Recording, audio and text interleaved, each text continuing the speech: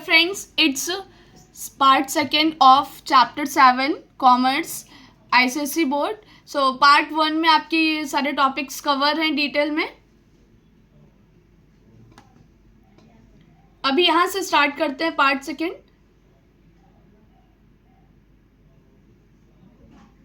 Start. Okay. सो मैंने बताया था कि आप एक सपोज करिए कि आप मैनेजर हो किसी कंपनी के. ओके. सो आपको मैनेजर के होते हुए आपको क्या क्या फंक्शंस करने होंगे, ये सारी चीज़ों के बारे में हम लोग पढ़ने वाले थे. सबसे पहले आपको प्लानिंग रखनी होगी कि आप किस तरीके से मैनेजमेंट रख रहे हो, मतलब मैनेज कैसे कर रहे हो कोई भी चीज़ों को, कि प्लान क्या करना है, आपको क्या करना है, क्या क्या स्टेप्स लेने हैं. अगर आपने डिसाइड किया, मैंने बोला था कि आप इमेजिन करिए कि आपका कपड़े का बिजनेस है. सो आपको प्रोडक्शन कराना है, तो आप क्या चीज़ बनवाओगे, फिर उस प्रोडक्शन को कैसे कराओगे, कैपिटल इंटेंसिव यूज़ करोगे कि लेबर इंटेंसिव यूज़ करोगे, कब बनवाओगे. अभी समर सीजन अगर स्टार्ट हो रहा है तो आपको अभी बनवाना है कि विंटर सीजन में आपको अपना बनवा के रख लेना है. फिर किससे बनवाना है, वही मैटर करता है कि आप मशीन्स का यूज़ कर रहे हो या फिर लेबर्स का यूज़ कर रहे हो, या फिर आप रॉ मटेरियल कहाँ से मंगाओगे, ये सारी चीज़ें. वेयर टू डू, किस एरिया में आप बनाओ कि आपका जो रेंट है, इलेक्ट्रिसिटी बिल है.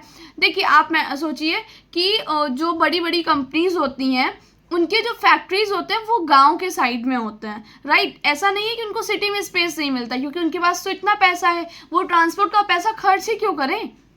वहाँ पे ही उस जो ट्रांसपोर्ट में वो पैसा खर्च कर रहे हैं वो उससे वहाँ पे स्पेस खरीद सकते हैं या रेंट ले सकते हैं, बनवा सकते हैं कोई भी चीज़. बट मेन रीज़न ये है कि जो फैक्ट्रीज होती हैं उनको गांव में रखने का, कि वहाँ के जो रेंट है वो बहुत कम रहता है अगर आप कंपेयर करिए सिटी से. तो इलेक्ट्रिसिटी बिल बहुत डिफरेंस होता है उसमें. फिर वहाँ के जैसे मजदूर है, अगर आप मुंबई के किसी भी मजदूर से आप काम कराओ तो वो सीधे आपसे 1,000 अगर ले रहे हैं, तो वहीं गांव के आप किसी मजदूर से काम कराइए तो वो 200, 250 या 500 में भी खुश रहेंगे. सो इस तरीके से डायरेक्टली बहुत सारा आपकी कॉस्ट पर इम्पैक्ट पड़ता है.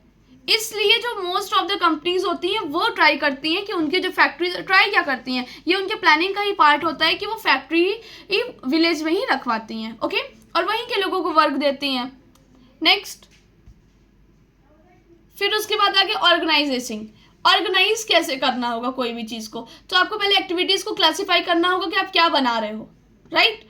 फिर असाइन करना टास्क को कि हाँ ये टास्क इतने टाइम में कंप्लीट हो जाना चाहिए. डेलीकेट करना, आप सबको सबका काम बांट दीजिए कि आपको ये वर्क करना है, आपको ये वर्क करना है, आपको इतने टाइम में ये कंप्लीट करना है. फिर कुछ रिस्पॉन्सिबिलिटीज़ फिक्स होती हैं कि ये मेरा जैसे इतना कॉस्ट नहीं, इलेक्ट्रिसिटी बिल का इतना कॉस्ट नहीं जाना चाहिए. सो उस अकॉर्डिंग जो वहाँ के मैनेजर को आप रिस्पॉन्सिबिलिटी देते हो, जिसे डेलीगेशन देते हो, किसी जैसे आप जिम्मेदारी सौंपते हो, उसकी रिस्पॉन्सिबिलिटी बन जाती है कि वो सारी चीज़ों को मैनेज करना. Next, coordinate relationship. That means कि आपको ऐसा रिलेशनशिप क्रिएट करके रखना है जो सबको फ्रेंडली हो, सबका मतलब सब उस चीज़ को ईजिली समझ पाए. ओके.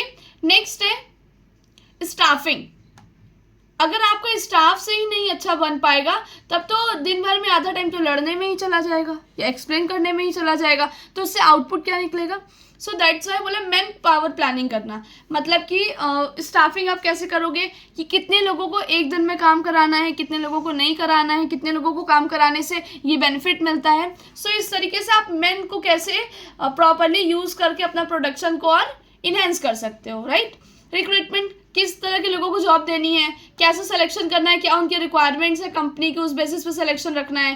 प्लेसमेंट कैसे देना है. फिर जो एग्जिस्टिंग होते हैं या तो आपने उनको सिलेक्शन किया है तो उन्हें भी ट्रेनिंग देनी होती है. कोई भी कंपनी में आप काम करने जाओगे वो आपका जो बायोडेटा है, रिज्यूमे है, ये सब चीज़ें देखने के बाद फिर वो बोलते हैं कि ठीक है आपको जॉब पर रखते हैं, बट आपकी 3 दिन की, 4 दिन की, 1 हफ्ते की या 15 दिन की, ये ड्यूरेशन फिक्स नहीं होता किसी का स्पेसिफिकली. तो उस पर आपको ट्रेनिंग करनी होगी. फिर अप्रेजल कैसे होता है. फिर प्रमोशन और ट्रांसफ़र का भी आपको ध्यान देना होता है, तभी जाकर के एक तरह का मोटिवेशन का काम करता है. रिन्यूमरेशन कैसे करेंगे आपकी, किस तरीके से आप इंक्रीज कर पा रहे हो.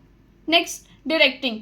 अब आप ये सब चीज़ों को तो कर लोगे, ये तो ठीक है आपने मैनेज कर लिया. उसके बाद क्या होता है कि डायरेक्शन कैसे आप दे रहे हो, किस तरीके से आप अपने एम्प्लॉयज़ को मोटिवेट कर रहे हो, कैसे आप लीड कर रहे हो उनको. फिर सुपरविजन क्या है आपका, फिर कम्युनिकेशन कैसे कर रहे हो आप उनसे. तो ये सारी चीज़ें डिपेंड करता है कि आप उन्हें डायरेक्शन दोगे ना, आप उनके निर्देशक रहोगे. नाउ मोस्ट डिफिकल्ट थिंग होता है कंट्रोल करना ना। अगर आप कुछ लिमिटेशन बना के रखो, कुछ स्टैंडर्ड्स को बना के रखो, फिर जो परफॉर्मेंस चलती आ रही है आप उसको मेजर करते रहो कि हाँ इस बार प्रॉफिट हुआ, इस बार लॉस हुआ, मतलब इस तरह जल्दी बना है, ये प्रोडक्शन जल्दी हुआ है, अभी लेट को हुआ है। सो इस तरह का। फिर कुछ कॉजेस जिस वजह से डेविएशन आती है, मतलब डिफरेंस आने लगता है, ये सब चीज़ें हैं। फिर कुछ करेक्टिव टेक्स आप लेते हो, जैसे एक्शंस ले रहे हो तो करेक्टिव एक्शंस को लो। ये इस तरीके से आप प्रॉपरली फंक्शन ऑफ मैनेजमेंट को कंप्लीट कर सकते हो, right. Next, planning.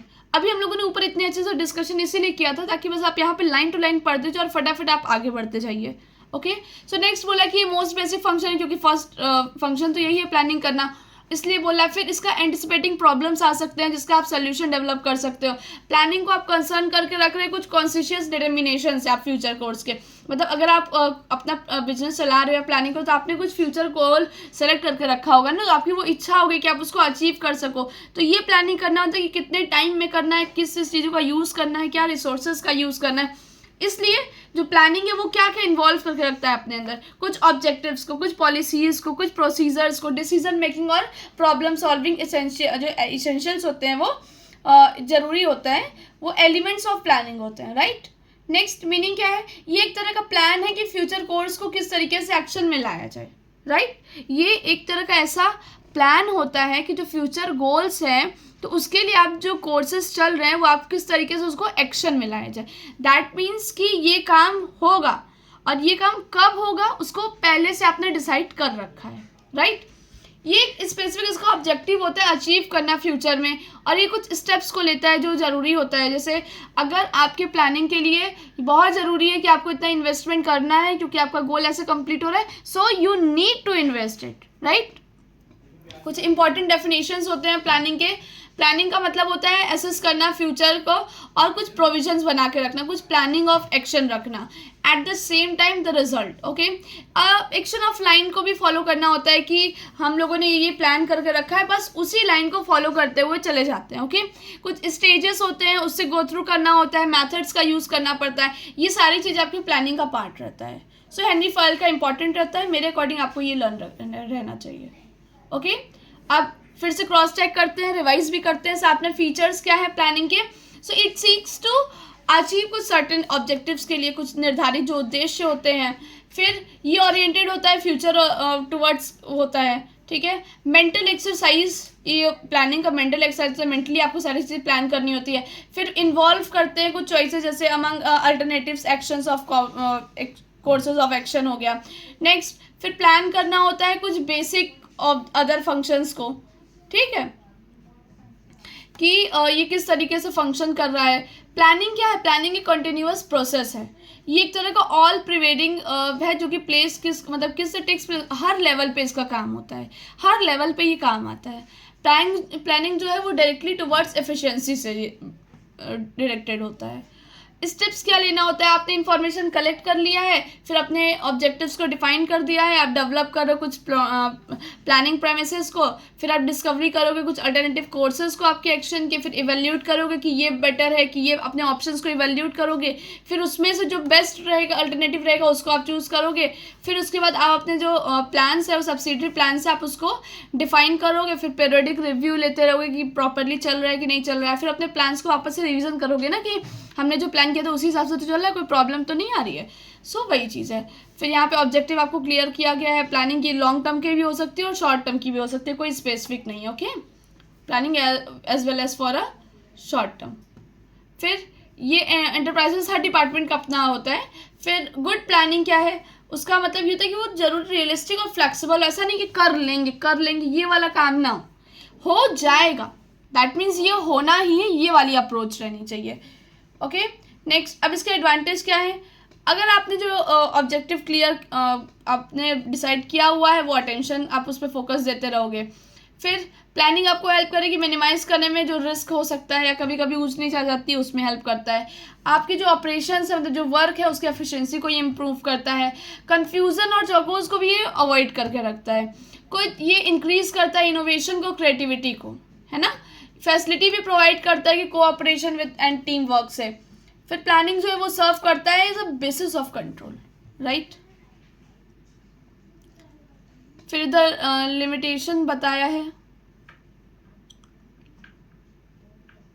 Lack of accurate information अगर नहीं प्रॉपरली मिल पाया है, टाइम कंज्यूमिंग है, एक्सपेंसिव रहता है, रिजिडिटी होती है स्ट्रिक्ट कंप्लायंसेस प्लान्स की वजह से, और काफ़ी इनिशिएटिव और क्रिएटिव होते हैं जो और साइकोलॉजिकल बैरियर्स भी होते हैं जो unwillingness of people to change, मतलब लोगों को चेंज करने में थोड़ी प्रॉब्लम आती है, ये सब चीज़ें।